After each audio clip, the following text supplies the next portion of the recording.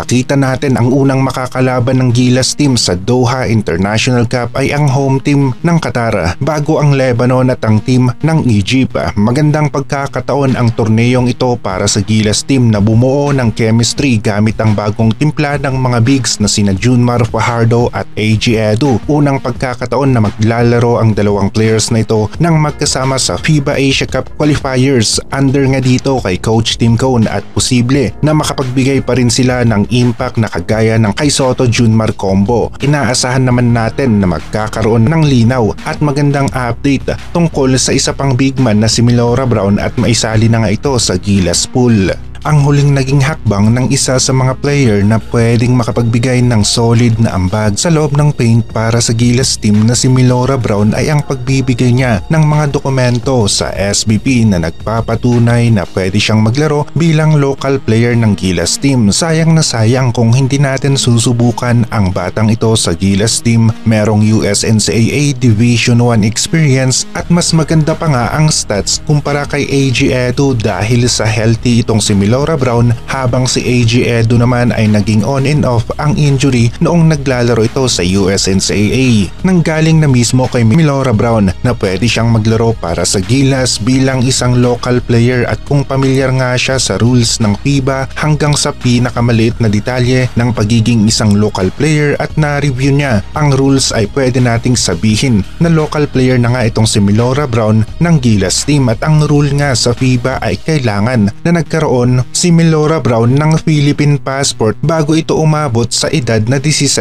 at nakita naman natin malinaw na nasabi ni Milora Brown na nagkaroon ito ng Philippine passport bago nga siya umabot sa edad na 16 years old. Ngayon kung totoo nga ang lahat ng mga pahayag ni Milora Brown at ng kanyang kampo, bakit kaya wala pang call up si Milora Brown sa SBP o Gilas team? Gayong maganda naman ang laro niya, merong opensa at depensa sa loob ng paint. Idagdag pa natin na nasa 6'10 ang kanyang height, mas bata kina Troy Rosario at Japet Aguilar at kita naman natin yung inside plays. Meron nga rin mapa-opensa o depensa itong si Milora Brown. Mas maganda pa ang nilaro kumpara kay Mason Amos. Gusto lang natin na masubukan nga ang lahat ng malalakas na players sa Gilas at makita natin kung ano ang kaya nilang gawin para sa ating national basketball team. Bilang mga players na matagal na nga sa Gilas, AG Edu at Junmar Fajardo ang sigurado na combo big na gagamitin ng ating national basketball team sa paparating na FIBA Asia Cup qualifiers at kaya ng dalawang bigs na ito na tapatan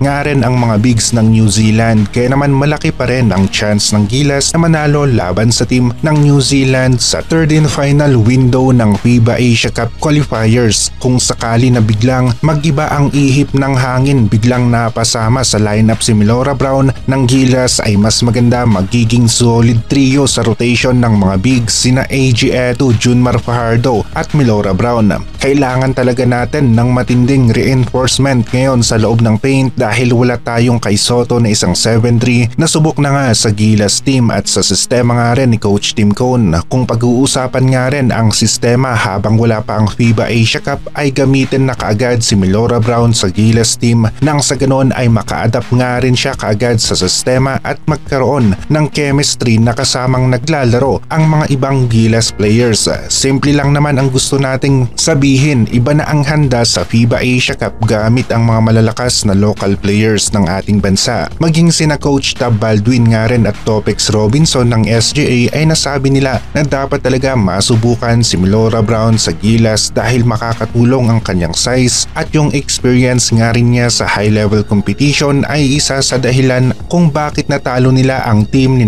Kevin Kiambao. Mas sanay na malalakas na mga players ang kalaban ni Milora Brown sa USNCAA Division 1 kumpara sa UAAP ng ating bansa. Kung merong isang Milora Brown sa Gilas team na kanilang gagamitin sa FIBA Asia Cup ay mas mataas ang chance ng Gilas na umabot sa finals. Papalag tayo sa height kahit may 7-footer ang kalaban at solid nga rin kada palitan ng mga bigs, palaging may laban sa loob ng paint. Kita sa laro na bumaba bumaba ng konti ang impact ni Japet Aguilar sa loob ng paint, maging itong si Troy Rosario ay hindi kasing laki ng impact na nagagawa ni Kai Sotto dahil sa sobrang laki sa height difference, at napanood ito ng mga Gilas fans, kaya naman marami ang nagpupush ng Melora Brown sa Gilas dahil walang mawawala kung susubukan nga ito sa Gilas team. May tiwala ako sa Junmar AG Edo combo, pero iba pa rin yung merong nakaabang na player bilang pamalit sa rotation.